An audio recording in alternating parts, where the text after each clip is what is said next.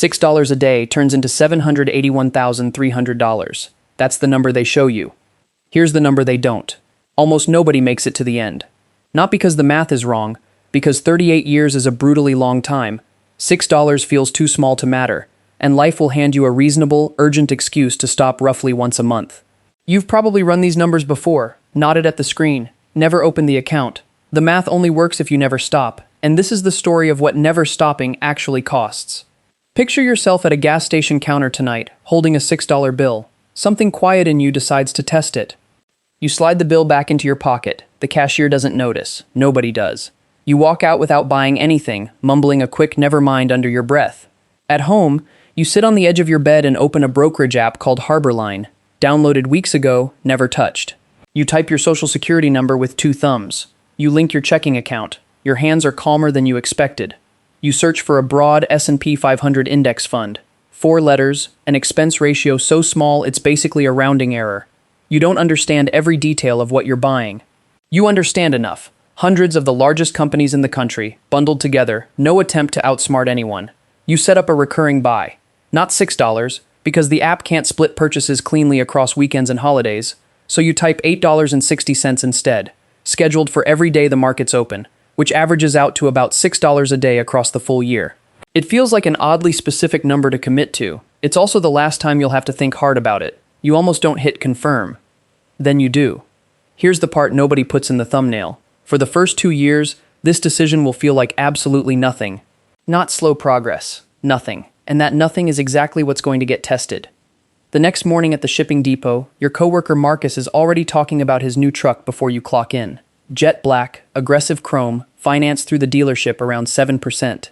He tells you the payment like it's a personal achievement, $810 a month, which happens to be close to what a new truck runs most places now, though Marcus leaves that part out. He just knows what left his account, and he's proud of it. You don't blame him. It's a genuinely great-looking truck. You don't mention the app on your phone. There's nothing to mention yet. $8.60 a day doesn't buy a badge for your tailgate.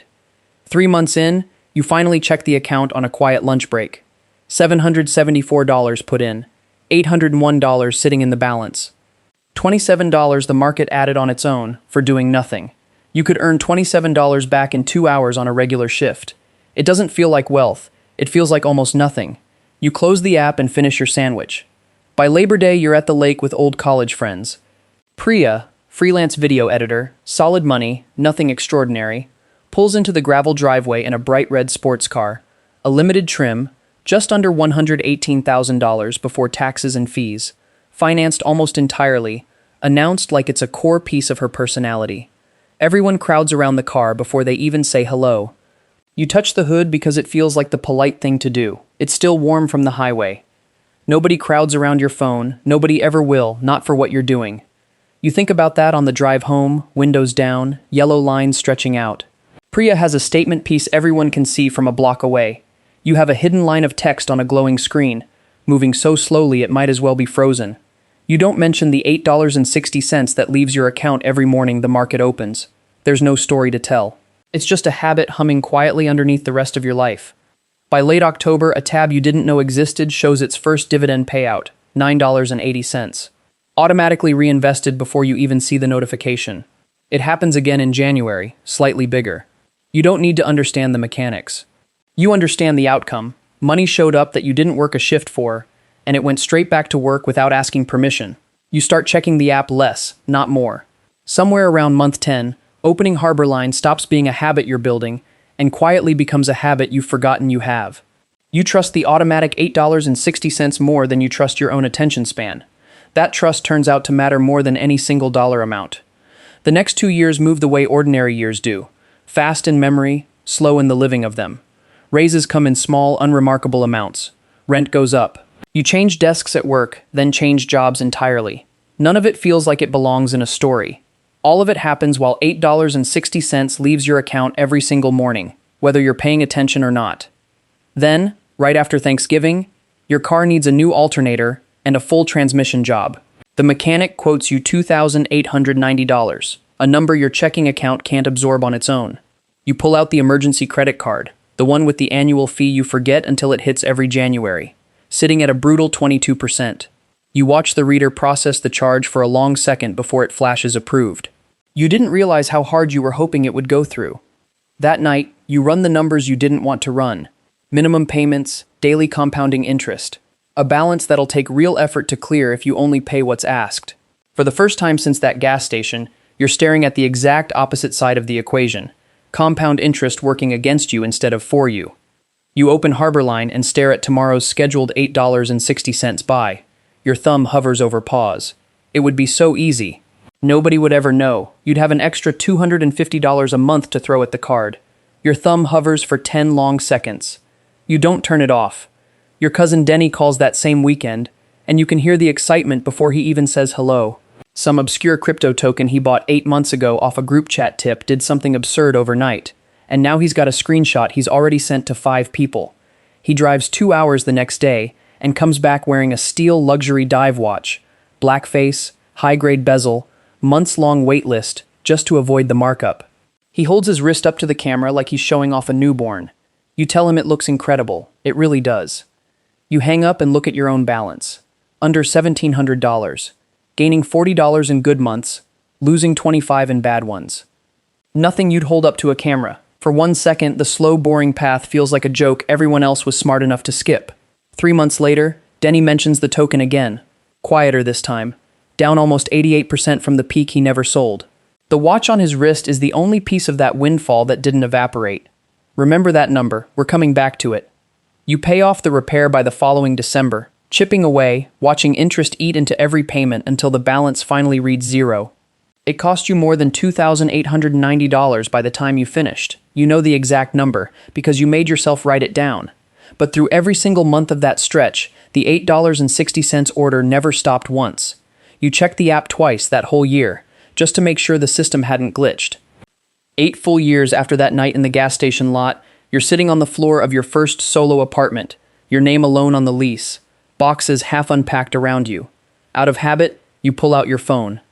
Total principal, $13,900. One $8.60 transaction at a time, through the transmission repair, the high-interest card, 2 job changes, and a breakup you'd rather not think about. Total value, $21,150. You do the subtraction without meaning to. $7,250 that isn't money you earned. It's growth the market added while you were sleeping, working, moving boxes, living your life. You open the yearly breakdown and freeze for a second. Over the last 12 months alone, the account grew by more than $1,700 from returns, meaning the market made more money in a single year than you actually put in yourself that same year. For the first time in your life, the money outworked the worker. Nobody throws a party for that. No push notification, no confetti, no group text.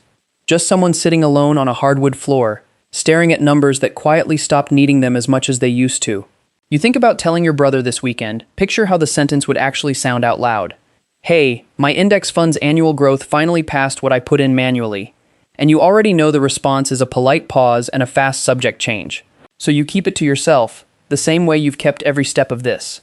That evening, scrolling listings the way people do when they can't sleep, you find a 2-bedroom condo near the water, listed at $612,000. 20% down is still more cash than your entire account holds. You close the app without feeling much, not disappointment, just distance, recognizing the gap without any urgency to close it tonight.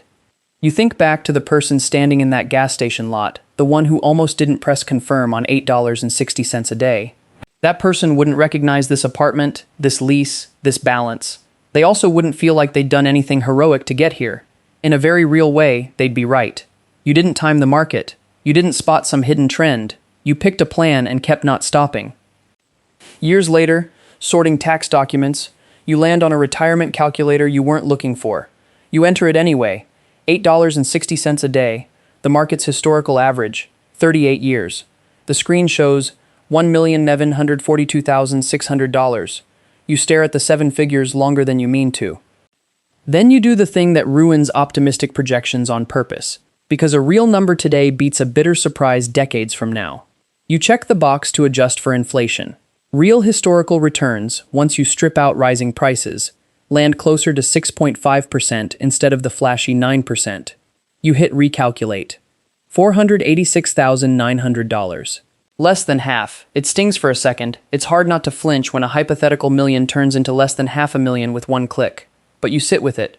$486,900 in real, today's dollar purchasing power is still serious money, still real security, still more liquid capital than most people your age will ever hold at once. Here's the one thing worth remembering out of all of this. The exciting number is fake, and the honest number is still enough. Your coworker Alina swings by your desk showing off her new crossover. Financed over 6 years, payment around $780 a month, which she calls just what basic transportation costs now. You nod along. You don't say the math out loud, but you run it anyway. Her single car payment is nearly 3 times what leaves your account every month for a fund now projected decades into the future.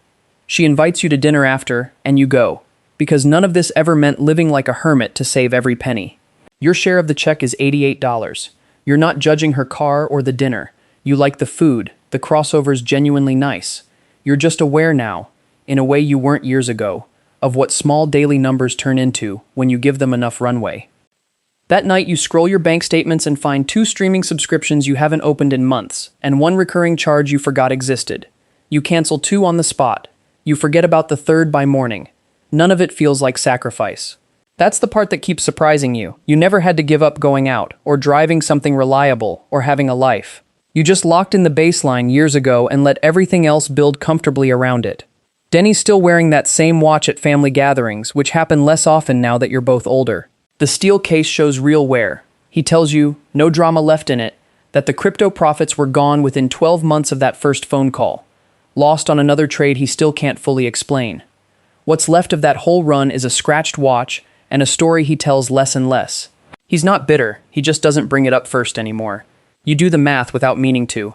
Your account's growth alone, just the part the market added, not the part you put in, could buy roughly 9 of that same watch outright, today.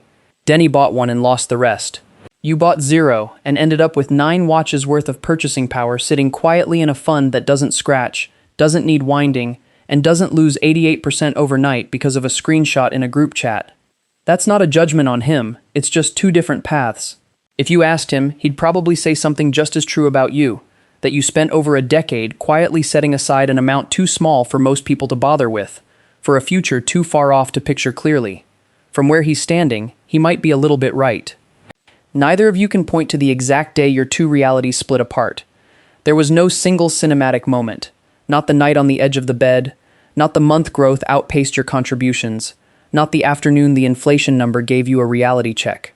It was one small, unremarkable choice, made on a random Tuesday, then made again the next day, and the day after that, until it stopped being a choice at all, and just became who you are. Your balance this morning would look completely abstract to the person standing in that gas station lot. That version of you couldn't have pictured it, might not have wanted it badly enough to sit through all the boring, unglamorous years it actually took. You still don't know exactly what this becomes. Maybe it pays off a mortgage early. Maybe it funds a retirement without back-of-napkin math. Maybe it becomes a safety net you never fully need, because life goes somewhere else entirely. Nobody gets to see that far down the road. What you do know is smaller and worth more. Tonight, like every other night, someone somewhere is standing at a counter holding something small, deciding, without realizing it's a decision, what that pocket change is quietly going to become. The $6 was never the point. You still find yourself in that exact moment, over and over. Different store, different year, same choice sitting in your palm. Tomorrow morning, $8.60 leaves your account, and you won't feel it go. Most days still won't feel like anything is happening at all. But somewhere behind the noise of every ordinary Tuesday, something is quietly building, whether you check on it or not. So the next time you're holding something small in your hand that feels worth almost nothing, what is it quietly turning into while you're not paying attention? While you're not paying attention? While you're not